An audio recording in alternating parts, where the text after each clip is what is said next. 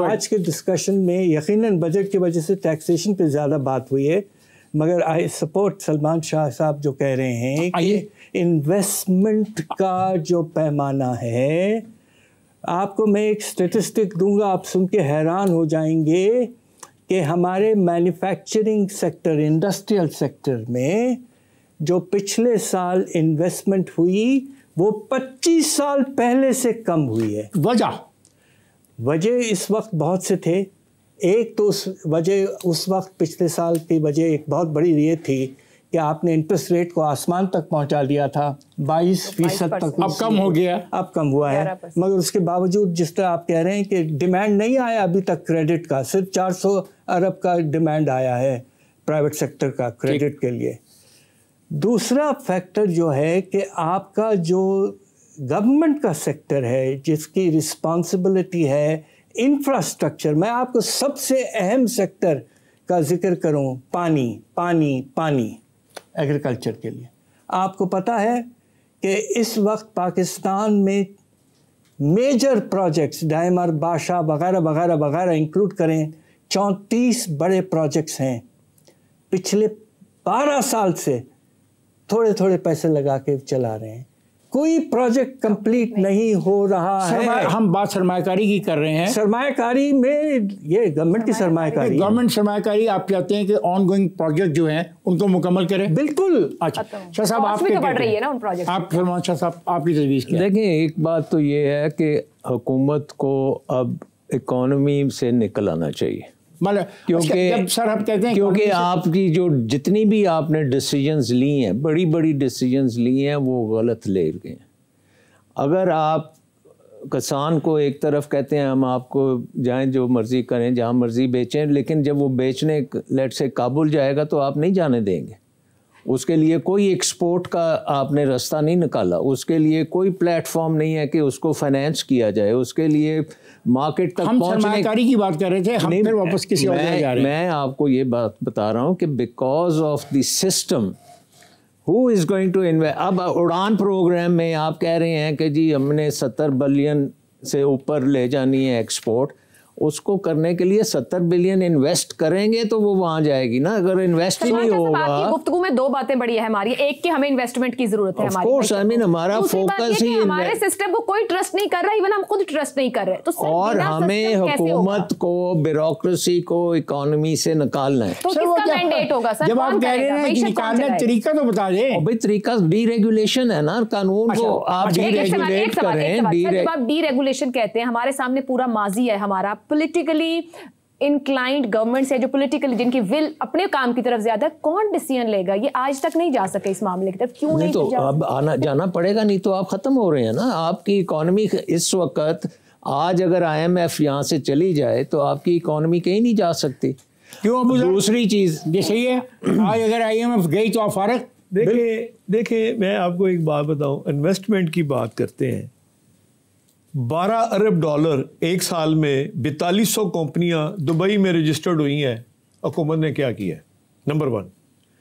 Number 2, वो क्यों register की गई वहां पे? यहाँ पे ट्रस्ट नहीं है। नहीं, रजिस्टर्ड की गई है, रजिस्टर्ड हो गई है। अच्छा, वहां पे कुछ प्रोड्यूस कर रही हैं सर? वो इंडस्ट्रियलिस्ट वहां शिफ्ट हो गया, बिल्डर वहां शिफ्ट हो गया। मुझे कुछ 10 एक बड़े चीजें बताएं जो पाकिस्तान से शिफ्ट होकर दुबई गई हैं। सर तमाम इंपोर्ट जो रॉ मटेरियल की करनी है, वो यहाँ से एलसीयां नहीं खुलती थी, तमाम मटेरियल एलसी नहीं खुलती थी, वो लोग वहाँ शिफ्ट हो गए, वो लोग वहाँ शिफ्ट हो गए जी। वहाँ से एलसी खुलती है, पाकिस्तान की एलसी को नहीं लेता था। सर बात नहीं सर, हम सरमायाकारी की बात, सरमायाकारी की बात। 17 अरब डॉलर के इन्वेस्टमेंट रियल एस्टेट में दुबई में Pakistan, that is the point की है। No, that is one of the biggest point which now it has been discussed by the कि आपका इन्वेस्टमेंट क्लाइमेट इतना खराब है कि इन्वेस्टमेंट हो रही है, इन्वेस्टमेंट तो हो रही है, लोग वो जमीन नहीं हो रही है ना, नहीं जा रहे हैं बाहर इन्वेस्ट कर रहे हैं, यहाँ भी कर रहे हैं, मगर इतना नहीं कर रहे हैं जितना दुबई में जा रहे हैं अब। अच्छा सर, आप ये कहना, how can you control it? Can you stop? एक minute, how can you control it? Which law will stop them? Nothing will stop it. आपको अपना निजाम ठीक करना पड़ेगा। सर मैं अब एक बात कह दूं, ये स्टॉप इसलिए नहीं कर सकते, ये इलीगल नहीं है। आपको अपने निज़ाम में इंसेंटिव्स वगैरह ऐसे क्रिएट करने चाहिए कि लोगों का इन्वेस्टमेंट रुझान पाकिस्तान ज़मीन की खरीदो फरोख्त में और क्या हम इनको दें, तरजीहात इनकी दें। बात यह है कि ज़मीन की इन्वेस्टमेंट करें तो उसमें जो अप्रिसिएशन का पैमाना है वो बहुत कम हो चुका है पाकिस्तान में। बढ़ा दें उस नहीं, वो अपनी मार्केट फोर्सेस है ना, तो मार्केट में जो मार्केट खरीदने वाला होगा ना, बेचने और खरीदने वाला के दरमियान है। हाँ ना, सर रियल एस्टेट पे टैक्स भी बढ़ा है पिछले सालों में, तजवीज़ ये कि टैक्स कम करें क्योंकि रियल एस्टेट 20 और सनतों को चलाता है। एक सेकंड फिर बात सलमान शाह साहब ने की, ये स्पेसिफिकली बताएं। स्पेसिफिकली मतलब है कि हर काम जो है वो ब्यूरोक्रेट नहीं करते, गवर्नमेंट खत्म कर दें, प्राइवेटाइज गवर्नमेंट को समझाता हूँ, लीन करें। लीन से मुराद क्या है? चले आप बताएं। आपके इस वक्त 42 डिविजन हैं फेडरल गवर्नमेंट, ये बात हुई कितने तो 15 कितने हैं? 42 को आप 15 पे लेके आए। यस, ये है पॉइंट। और डीरेगुलेट साफ करें, ये ठीक है सर। डॉक्टर साहब का कहने का मकसद है कि अगर आप हाई कोर्ट का जज वकीलों से लगाते हैं, अगर एमएस आप डॉक्टर लगाते हैं, तो मुआशी निज़ाम में ब्यूरोक्रेट कोई रोल अदा नहीं कर सकता। ये असल मकसद है। आपकी तजवीज़ क्या है? मेरी तजवीज़ है कि यहाँ से चैम्बर के लोग, यहाँ से जो मुआशियात दान है, उन लोगों का काम है। ये उन लोगों का काम नहीं है। बस 77 साल से आप लोगों ने वक्त ज़ाया किया है। मैं आपको अर्ज कर रहा हूँ, एक सवाल है, right man the right job होनी चाहिए। अगर आप बंदूक दे दें ऐसे बंदे को जिसको चलानी ना आती हो, वो इकॉनमी के साथ कैसे खेल? क्या बिजनेसमैन पार्लियामेंट में बैठे हैं? कोई नहीं बैठा, कोई बिजनेसमैन पार्लियामेंट में है ही नहीं। इफ्तिखार साहब क्या करें? कितने हैं? जितने भी हैं, क्या वो कानून साजी नहीं करवा सकते? वो कानून साजी डंडे पे हो रही है। 2 मई को जो 1 सेकंड 2 मई को जो ऑर्डिनेंस आया है, आप 15 अगस्त मेरी डेट लिख लें। आज 15 अगस्त के बाद ये लाहौर होगा और वो ऑर्डिनेंस होगा। FBR आइए, ये पॉइंट रेस किया गया कि पैसा जो है ज़मीनें खरीदने के लिए भी पाकिस्तान से बाहर जा रहा है। दुबई में ज़्यादा ज़मीनें खरीदी जा रही हैं, बिल्कुल यहाँ पे नहीं खरीदी जा रही। इसकी वजह क्या है? इनका कहना है कि यहाँ पे इनकी बात सुन लें ना, इसका जवाब चाहिए कि इनका कहना है पाकिस्तान में जो लोग ज़मीनें खरीद रहे हैं उनकी भी कोई सुनने वाला नहीं है। आप क्या कहते हो? आपकी इकॉनमी में शरह नमू 2.5% या 3% होगी तो ज़मीन की कदर जो वैल्यू जो वो कहाँ बढ़ेगी? ये कह रहे हैं कि पाकिस्तान में जो पूरी का पूरा ये सेक्टर एक नया डेवलप हो गया है, जहाँ पे सरमायाकारी करने वाले से पूछा भी नहीं जा रहा कि पैसा कहाँ से आया, और कई एमनेस्टी स्कीमें भी इजाज़त दी गई। ये कह रहे हैं इसके बावजूद फ़ायदा नहीं हो रहा। आप क्या कहते हैं? की वजह यह है कि पिछले 2-3 सालों में हमने रियल एस्टेट पे टैक्सेशन बहुत ज़्यादा कर दी हुई है। So much so capital gain tax लगता है उस प्रॉपर्टी पे कि जो 30 जून 2024 से पहले अगर ख़रीदी गई थी, तो अगर 6 साल से कम अरसे में बेची जाए तो उस पर लगता है। हमने हर प्रॉपर्टी पे, चाहे वो मेरी आबाई प्रॉपर्टी है, चाहे मैंने 1947 में ख़रीदी है, उसको भी मैं बेचूँ जिस पर कैपिटल गेन टैक्स कानून के मुताबिक लगना ही नहीं, मैंने उस पर भी विदहोल्डिंग टैक्स लगा दिया है। लोगों के बहुत बड़ी रकम फंस जाती है, उसकी वजह से अब लोगों में अट्रैक्शन नहीं रही। कोई ना ज़मीन खरीदने पे इंटरेस्टेड है, ना बेचने में इंटरेस्टेड है। आप मार्केट में जाएं, कोई अपनी चीज़ बेचने की कोशिश करें, वो बिकती नहीं है। उसका मेन वजह FBR की हायर टैक्सेशन है। दूसरी बात, मैं शायद साहब मुझे एक बात बताएं, एक सवाल और ले ले। एक फैक्ट्री लगाना अच्छा है काम है, या ज़मीन खरीद के पैसे ब्लॉक कर देना ज़्यादा अच्छा काम है? आपकी अल्लाह करे कि फैक्ट्री लगाना आसान हो, लेकिन गवर्नमेंट के 75 महकमे है कि आप फैक्ट्री लगाएं तो वो आपका रास्ता रोकने आता है। 75 महकमे घूम के पहुंचे। ये असल बात है। आप बताएं फिर क्या करें? Just to finish the point, इस वक्त पाकिस्तान में फैक्ट्रीज पर और ज़मीनों पर 2.5 गुना ज़्यादा इन्वेस्टमेंट लग रहा है बनस्बत फैक्ट्रियों के। तो ये कह रहा हूँ ना, ये तो प्रोडक्टिव निज़ाम का मसला है। सर ये सवाल मेरा ये सवाल आप सब पढ़े लिखे लोग मेरा ये सवाल आप सब पढ़े लिखे लोगों के लिए था कि मैं ये समझता हूँ कि ज़मीनें ज़्यादा खरीदी जा रही हैं, फैक्ट्रियाँ कम लग रही हैं, फैक्ट्रियाँ लगेंगी, जॉब अपॉर्चुनिटी पैदा होगी, नौजवानों को नौकरी मिलेगी, ये मैं सोचता था। लेकिन उसका जवाब इन्होंने दे दिया कि नहीं, ऐसा नहीं हो रहा, और आप भी मानते हैं ईज ऑफ डूइंग बिजनेस नहीं है। मैं इस बात के बहुत ज़्यादा हक में नहीं हूँ कि गवर्नमेंट का रोल नहीं होना चाहिए बिजनेस में। 1952 में PIDC बनी थी, वो फैक्ट्रियां बनाती थी और प्राइवेट सेक्टर में दे देती थी। आज से 30-40 साल पहले तक यही PIA, यही स्टील मिल सरकार ही चलाती थी और प्रॉफिट में चलाती थी। एक्चुअल इशू बैड गवर्नेंस का है, जो हमारे यहाँ Aahista Aahista particularly 80s onwards इतनी ज़्यादा बढ़ गई है कि गवर्नमेंट्स ने उन सरकारी इदारों में अपने बंदे भर्ती करा दिए। नतीजा ये हुआ कि वहाँ पे प्रोडक्शन रुक गई और सिर्फ उनके लोगों को जॉब्स मिल गए और उसका उनका एक्सपेंडिचर बढ़ गया। फाटा आ जाता है, कभी फाटा पाटा आ जाता है, कभी आपका गदून मज़ई आ जाता है, कभी आपका फलाना फ्री जोन आ जाता है। विद इन स्टेट पाकिस्तान के अंदर आपके 4 निज़ाम है। अच्छा जैसे फाटा पाटा में हो रहा है। अच्छा ठीक सर देखे ना, वहाँ सारी फैक्ट्री वहाँ शिफ्ट हो गई, वहाँ पैसा कमाया, फिर दूसरी जगह चले गए। जी बात ये है कि हमारा जो सनती शोबा लार्ज स्केल मैन्युफैक्चरिंग सेक्टर पे हमने इतना ज़्यादा टैक्स का बोझ डाला है, बहुत ज़्यादा। मैंने अभी मेरे स्टूडेंट ने PhD किया है, 4 गुना टैक्स का बोझ है on large scale in manufacturing compare to the rest of. Sir करें क्या? टैक्स ना लगाएं, किसी चीज़ में भी टैक्स ना लगाएं? नहीं, जो आपके अशरफिया हैं, वो अशरफिया को एक्सप्लेन कर दो एक दफ़ा प्लीज़। देखें, अशरफिया वो जो होते हैं, जो अमीर तबका है जो टैक्स नहीं दे रहा है, उनको किसी तरह से आप कुछ हद तक आप खुद ही कह रहे हैं कि वो तो दुबई चला गया सारा। IPPs वाले, सीधा लफ्ज़ IPPs वाले। अभी मैं आपको एग्जांपल देता हूँ। तो वही अशरफी। आप देखिए IPPs का एग्जांपल होंगे, कितने होंगे? बस 40।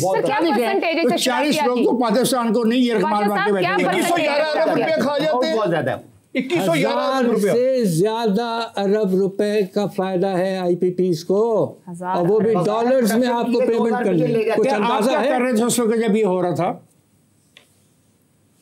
आप जवाब दें, मैं क्या दूं? नहीं मतलब क्या कर रहे थे आप? हम तो साइड से बैठ के देख रहे थे कि ये क्या तमाशा हो रहा है। बात ये है कि एनर्जी सेक्टर जो है उसने पाकिस्तान को यरगमाल बनाया है। बिल्कुल ऐसा ही आपने कह दिया ना, खत्म। हाँ, नहीं, नॉट ओनली दैट, उसके साथ हमारा जो पॉलिटिकल जो है निज़ाम वो जुड़ा हुआ है उसके साथ। हाँ। उन्होंने जो ये 94 की जो पॉलिसी है, 40 लोग हैं, 40 लोगों ने 40 शोर में कहता हूँ, 40 लोगों ने, आप दोनों मिनिस्टर्स में बात कर रहा हूँ, और 40 लोगों ने पाकिस्तान के पूरे निज़ाम को यरगमाल बना लिया। 94 की पॉलिसी जो है उसमें हमने सरेंडर कर दिया, सब पाकिस्तान सरेंडर कर दिया। और अब आप देख लेना, आपकी बिजली इतनी महंगी है मगर सर 30 साल में हमें कोर्स करेक्शन का कोई वक्त नहीं मिला, रिव्यू का। हम यही बात, मतलब मुझे खुद नहीं हम reputation of the facts and the things हमने बिल्कुल रीफोकस नहीं किया, बल्कि हमने उसको और आगे किया और फायदा गवर्नमेंट को नहीं पता था। सर आप मेरी बात सुनिए, अशराफिया कितने परसेंट होगी? मुल्क की 2% है, 3% है? 0.01%। 1% को नहीं पकड़ सकता है, तो फिर ऐसे इदारे का क्या करना है कि 0.01% नहीं, laws are present to protect them. आपने लॉ में ये पॉलिसी में ये कहा है कि आपका जो प्रॉफिट है on your investment fixed return guaranteed in dollars and exempt from tax. This is an international this is the main reason. Sovereign guarantee। अभी पाशा साहब और एक मिनट, आप दोनों, सलमान शाह साहब और पाशा साहब, आप बिल्कुल सही कह रहे हैं, हम समझ गए आप क्या कह रहे हैं, लेकिन ये 40-42 लोग ही पाकिस्तान के जिम्मेदार हैं। और क्या देखें, इसमें अगर आप देखें तो पूरा वर्ल्ड बैंक इन्वॉल्व है, जिन्होंने ये पॉलिसीज IPPs की लेके आए, और उसके साथ आपकी पूरी ब्यूरोक्रेसी इन्वॉल्व है, उसके साथ आपके जो हुक्मरान थे उस वक्त के वो भी इन्वॉल्व हैं। अब करें क्या? सारे एक मिनट भाई, आपको ये सारी चीजें रिवर्स करनी पड़ेंगी। आप निजाम को रिफॉर्म करें। आशा देखें वो कैसे रिफॉर्म करें, यहीं तक ही पता है सबको कि निजाम को हमने रिफॉर्म करना। इस वक्त आपका जो निजाम है वो दुनिया की सबसे महंगी बिजली दे रहा है, जिसकी वजह से ना इंडस्ट्री चल सकती है और ना एग्रीकल्चर चल सकती है। ठीक है ना? इसका मतलब ये है कि इस निज़ाम को आपको ख़त्म करना पड़ेगा। चलो एक हो गया ना, बिजली के निर्खों को कम किया जाए। नहीं, वो इस तरह से काम नहीं कम करेंगे। ये आपका इस वक्त सर्कुलर डेट हर चीज के बावजूद 2400 अरब और अगर आपने कम कर दिया कीमत और लॉस हुआ तो ये 5000 सर खौफनाक सूरत फेस कर रहे हैं हम सारे दोस्त, तवज्जो फरमाएं। इफ्तिखार साहब कि सबसे बड़ा, एक मिनट, फॉरेन कंपनियां बाकी नहीं कर सकती। एक कितनी खूबसूरत बात हो रही है। इस वक्त मेरे पास पाकिस्तान के बेहतरीन दिमाग बैठे हैं जो टैक्स की बात करते हैं, आवाम की बात करते हैं, उनकी बहबूदी की बात करते हैं, गुर्बत का खात्मा चाहते हैं, अच्छी गवर्नेंस चाहते हैं। जब सवाल ये किया जा रहा है क्या किया जाए, तो उसके बारे में जवाब नहीं। सर 16 सेंट जवाब किया जाए, पाकिस्तानी कंपनियां क्यों नहीं कर सकते? आपको दो हिस्से हैं ना आपके बिजली के निर्ख के। हाँ, एक है आपकी कैपेसिटी पेमेंट, वो आप बिजली बनाएं या ना बनाएं वो आपने पे करना है। दूसरा है आपका फ्यूल कॉस्ट। फ्यूल कॉस्ट ये है कि जितने का वो बिजली बनेगी उतने आप उसकी चार्ज कर सकते हैं। सो इस वक्त जो हम पूरी जो प्राइसिंग मैकेनिज़्म है, हम कहते हैं कि जी कैपेसिटी पेमेंट भी पे हो और फ्यूल कॉस्ट भी पे, और उसकी वजह से इंडस्ट्री बैठती जाएगी। कि इसको इम्प्रूव कर लें तो सरमाकारी होगी, कुछ इम्प्रूव करने से बेहतरी आएगी, लेकिन इसके बाद आपको नई जो बिजली का निज़ाम है वो सोलर है, वो तो 2-3 सेंट पे आ चुका है। वो तो इतना सस्ता है कि आप इसको बंद भी कर दें और उसको चला लें फिर भी आपको फायदा है। एक और चीज़ ये है कि हमने बिजली के बिलों पर बेतहाशा बताया, आयशा ने पॉइंट आउट किया वगैरह। आपको पता है कि 10 रुपए अगर कीमत हो तो उसमें 3 रुपए 70 पैसे बिजली की कीमत नहीं है, दूसरी चीजें। वार फंड है पिछला 71 वाला 65 वाला।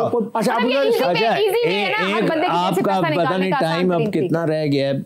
मोटी मोटी अगर आप बात करें ना, ऐसे ले आते हैं वन बाय वन, आप सब हमें वो तजावीज वो डिस्कशन के पॉइंट ऑफ व्यू से नंबर वन इस दफा आपका डिफेंस बजट बहुत ऊपर जाएगा और IMF के मुताबिक उसको आप टैक्स के ज़रिए पूरा कर सकते हैं। आप ना कर्जा ले सकते हैं और ना कहीं छुपा सकते हैं। नंबर वन जी, इसका मतलब ये है कि या फिर आप अपने बाकी अखराजात कम करें, डाउन साइज करें गवर्नमेंट को, PSDP को ख़त्म करें। ये खर्चे आप सारे ख़त्म करेंगे तो आप यहाँ से आगे चल सकते हैं। दूसरी बात, फिर आपको ये निज़ाम को अगर आपने छोटा करना है, फेडरल गवर्नमेंट को 18th अमेंडमेंट के मुताबिक 15 मिनिस्ट्रीज के ऊपर कैप करना है और नीचे लोकल गवर्नमेंट, उस तरफ आपने पूरा ध्यान देना है कि वहाँ पे निज़ाम ठीक बनाएं, वहाँ भी ना चौक कर दें, वहाँ भी अगर ब्यूरोक्रेसी घुसा दी। सो इस दफ़ा का जो बजट होगा वो बहुत ही इम्पोर्टेंट बजट होगा, उससे पता लगेगा कि हुकूमत क्या करने जा रही है। दो चीज़ें, we are going to wind up now. जी, मैं सिर्फ ये कहना चाहता हूँ कि जो इस वक्त सिक्योरिटी के हालात हैं, पाकिस्तान का जो इस वक्त मसला है, हमारे पूरे खित्ते में जो सूरत है, आपने बहुत मुनासिब बात की कि हमें डिफेंस के बजट में इजाफा नुमाया तौर पर करना पड़ेगा, या तो आप डायरेक्टली करें या इमरजेंसी प्रोविजंस लेकर आएँ। दूसरा ये है कि ये जो इंडस वाटर ट्रीटी को क्वेश्चन कर रहे हैं, top priority must be given too early completion of ongoing water project, all water projects 34 projects हैं। ठीक, अब आपको हैरत होगी, डैमर बादशाह डैम इतने अरसे से हमने कम नहीं कर पाए। अब उसके लिए हम सालाना सिर्फ 124 अरब रुपए दे रहे थे, हमें कम से कम इसको बढ़ाकर 400 से 500 अरब करना है। 3 साल में सारे प्रोजेक्ट कम करना है, ख़त्म करना है, ताकि इंडिया जो हमें ब्लैकमेल कर रहा है उसमें हम अपनी पोजीशन बेहतर। पाशा साहब, एक छोटी सी मैं बात करूंगा, इतने पैसे हासिल करने के लिए ऑन गोइंग जो प्रोजेक्ट्स हैं उनको रोकना पड़ेगा ना फिर 1 साल के लिए हमें। ये सड़कें हैं, ब्रिजेज हैं, तो नॉन प्रायोरिटी एरिया है। थैंक यू जी। आप सर देखें जी, सबसे इम्पोर्टेंट जैसे पाशा साहब ने फरमाया है, आपको वाटर लेवल इम्प्रूव करने के लिए प्रोजेक्ट पे पैसा लगाना चाहिए। नंबर ये तो हो गया ना। नंबर 2, 10 करोड़ 53 लाख जो अकाउंट होल्डर हैं, उनमें से कम 1.5 करोड़ लोगों को जुलाई को टैक्स नंबर जारी करना पड़ेगा। टैक्स की शरह कम करनी पड़ेगी और जो 36 महकमों वाला खेल है इंडस्ट्री लगाने वाला, उसको सिंगल महकमा करना पड़ेगा, सिर्फ इंडस्ट्री डिपार्टमेंट करना पड़ेगा। इसके साथ साथ फ्रेंडली माहौल देना पड़ेगा, और जो पैसा हमारा फ्लाई कर गया है उसको लाने के लिए स्कीम देनी पड़ेगी, अदरवाइज पैसा कहाँ से आएगा? एमनेस्टी स्कीम, एमनेस्टी स्कीम का कोई फायदा नहीं हुआ आज तक। मगर क्या एक सवाल है, जो 50,000 ड्यूल नेशनल पाकिस्तान की पोस्टों पे हैं, इनका वहां क्या काम है? सर दोनों से सिर्फ एक फिक्रे का सवाल, क्या ये ड्यूल नेशनल पोस्टों पे जो लोग हैं इनकी फर्क कर दिया गया इनको? नहीं, ड्यूल नेशनल का मसला नहीं है, ब्यूरोक्रेसी का मसला। नहीं, उन्होंने ड्यूल में I don't think that is the issue. Issue तो इस कुछ हद तक है, बिकॉज कॉन्फ्लिक्ट ऑफ इंटरेस्ट थोड़ा बहुत होता है। जी एफबीआर साहब, आपके पास पैसा कोई नहीं है, आप क्या बेहतरी करके दे सकते हैं? ऐसा कोई है नहीं है, इकट्ठा कर नहीं सकते हो, महकमा आपके वहाँ मौजूद है, तजवीज़ ये है कि आपके महकमे को खत्म कर दिया जाए। बहुत अच्छी बात है, कर दिया जाए, फिर देखें क्या उसके बाद क्या होगा। लेकिन प्लीज आप देखिए, सिर्फ बैंक अकाउंट होल्डर्स को टैक्स नंबर देने से तो अकेला मसला हल नहीं होगा। एक्चुअल ये है कि जहाँ पे भी डेबिट, एक तो आप एनकरेज करें डेबिट क्रेडिट कार्ड के थ्रू पेमेंट्स, उनको कुछ कंसेशन दें ट्रांजैक्शंस करने में, ताकि लोग एनकरेज हों डेबिट कार्ड क्रेडिट कार्ड के थ्रू पेमेंट करने पे, और दुकानदार भी उस पर वसूल करे। उसको आपका जो प्राल का सिस्टम है उसके थ्रू उसकी इंफॉर्मेशन को शेयर करें विद एफबीआर के यार ये इस बंदे ने इतनी सेल की है या परचेज़ की है, तो at the end of the year इसकी एक्चुअल इनकम कितना होनी चाहिए, उस पर आप प्रॉपर टैक्सेशन करें, टैक्सेस के रेट कम करें, लेकिन उनकी सेल को सही तरीके से गेज करें। उसके बगैर काम नहीं हो सकता। पानी के लिए ये है कि बड़े डैम तो चलो जब बन सकेंगे, इतनी बारिशें होती हैं, इतने सैलाब होते हैं, आप अपने हर इलाके में, गांव में, शहरों में कोई पानी इकट्ठा करने का सिलसिला बनाएं जिसको आप वक्त के जरूरत के वक्त पे इस्तेमाल कर सके। सर इनका मसला तब हल होगा कि 5,000 का नोट और 1,000 का नोट बंद हो। 80% आपकी जो इकॉनमी है वो ब्लैक इकॉनमी है। जी सर, मैन्युफैक्चरिंग सेक्टर को ग्रो कराने के लिए सेल्स टैक्स जो है 18% से कम करके 10 से नीचे लेकर आए, नंबर 1। नंबर 2, डिजिटलाइजेशन करें ताकि हर ट्रांजैक्शन जो है ट्रेसेबल हो, और उसी के अंदर मिनिमम टैक्स के ऊपर even less than 1%। Water solar energy से बिजली जनरेट करें ताकि हमारी बिजली 10 सेंट के ऊपर आनी चाहिए। 10 सेंट के ऊपर बिजली जो है वारा खाती है। और एक्स चेयरमैन टेफ्टा पंजाब, हमें चाहिए कि 10 लाख बच्चों को ख़ास तौर पे दही इलाकों के अंदर हम उनको वोकेशनल और टेक्निकल ट्रेनिंग दें ताकि उनकी क्वालिटी ऑफ प्रोडक्शन बेहतर हो सके। जी बानो साहब, अब आपके पास फ्लोर, और आपका क्या इशू है रह गया बाकी, क्या तजवीज़ और देंगे ताकि हम आगे को जा सकें? पाकिस्तान की धरती पर सबसे बड़ा हक उसकी पॉपुलेशन का है। इस धरती को अगर कोई एक साल के अंदर पाँव पे खड़ा कर सकता है तो वो एग्रीकल्चर ऑफ पाकिस्तान है। और उस एग्रीकल्चर ऑफ पाकिस्तान को आपने एक साल में ज़मीन बोझ कर दी है। आज भी अकल के होश लें और उस एग्रीकल्चर को पाँव पे खड़ा करें। पाकिस्तान की एग्रीकल्चर की हर प्रोड्यूस दुनिया में एक्सपोर्टेबल है। उसका घास एक्सपोर्टेबल है, उसकी चारा एक्सपोर्टेबल है, उसकी गन्ना एक्सपोर्टेबल है, उसका फल एक्सपोर्टेबल है, उसका जो कपास एक्सपोर्टेबल है, उसका चावल एक्सपोर्टेबल है, उसके जो दुनिया के बेहतरीन जो चीज़ें फ्रूट है वो एक्सपोर्टेबल है। उसके लिए आपको साल की इंडस्ट्री नहीं चाहिए। आपके इल्म में ये जो आपकी बिजली है सबसे कम इस्तेमाल गांव में होती है। $4 अरब पे आपका जो है वो राइस चला गया है। आप उस $4 अरब को $8 अरब कर सकते हैं 6 महीने में। आप उसके बाद आपकी गंदम है, आप उसकी क्वालिटी दुनिया में 20 करोड़ बोरी गंदम पैदा करता है ये पंजाब। दुनिया में 11% प्रोटीन का दुनिया का कोई सूबा नहीं पैदा करता। उसकी आप अगर प्राइस इतनी दे देते और वो आप बजाय काबल में चर्च के अगेंस्ट वो अगर गंदम अफगानिस्तान जाने की बजाय यूरोप की मंडियों में जाती तो आज वो किसान के लिए फ़ायदेमंद होती। आपको पता ही नहीं है कि आपका लाइफ स्टॉक की वैल्यू कितनी है। आपका 5,000 गाय भैंसें और जो है वो अफ़गानिस्तान डेली जाती हैं। ख्वाजा हज़रात, ये एक डिबेट है जिसमें तजावीज़ हैं, जिसमें ख्वाहिशात हैं, जिसमें डायरेक्शन की बात की गई है कि हमें इस पर भी गौर करना चाहिए। जो दोस्त आज हमारे साथ यहाँ पे मौजूद हैं वो इस मुल्क के इक़्तिसादी मामलात को बहुत बेहतर तौर पे जानते हैं। डॉक्टर हफीज़ अहमद पाशा जैसे लोग, डॉक्टर सलमान शाह जैसे लोग, मियाँ अबू ज़र शाह जैसे लोग, शाहिद हुसैन असद जैसे लोग, सैयद मोहम्मद बोसन जैसे लोग, फ़ारूक बाईवाज़ साहब जैसे लोग जो बातें कहते हैं इनमें वज़न है, इनके मीनिंग्स हैं, और ये मुखातब हैं उन लोगों से जो बजट बनाते हैं, जो बजट बनाने की कोशिशें करते हैं। इनकी ख्वाहिश है कि ये एक ऐसा बजट बनाएं जिसमें पाकिस्तान के अंदर बेरोज़गारी ख़त्म हो। इनकी ख्वाहिश है कि एक ऐसा बजट बनाएं जिसमें पाकिस्तान का दिफा भी मजबूत हो लेकिन माली हालात भी बेहतर हों। इनकी ख्वाहिश है कि एक ऐसा बजट बनाएं कि टैक्स लगे और ऐसा लगे कि लोग टैक्स भी अदा करें।